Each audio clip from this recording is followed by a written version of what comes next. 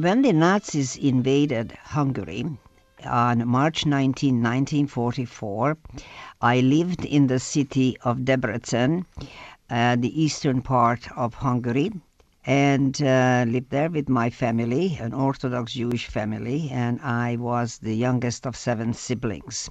All of us were deported to Auschwitz-Birkenau. I was 15 and a half years old. What happened is that some of the women knew when it was Yom Kippur and wanted to have a service.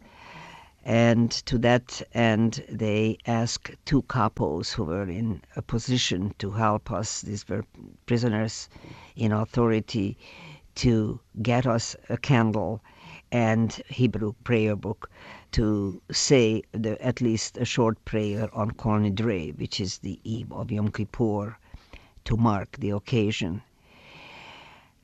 And while they couldn't understand why we would still want to pray in Auschwitz-Birkenau, a death camp, these 2 women did get us a Hebrew prayer book and a candle and allowed us 10 minutes to mark the occasion.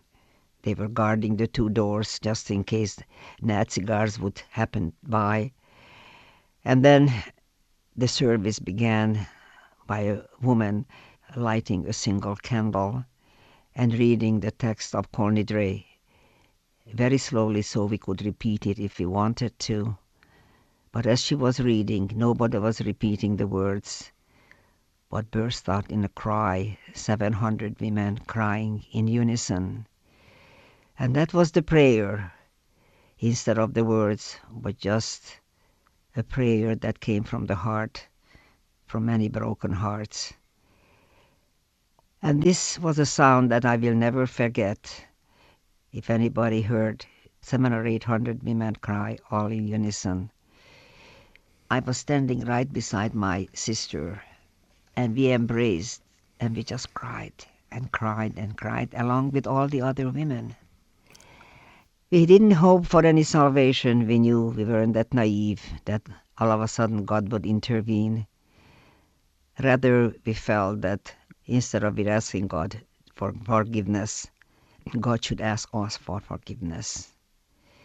This was such a sad occasion where we felt some solace for some inexplicable reason.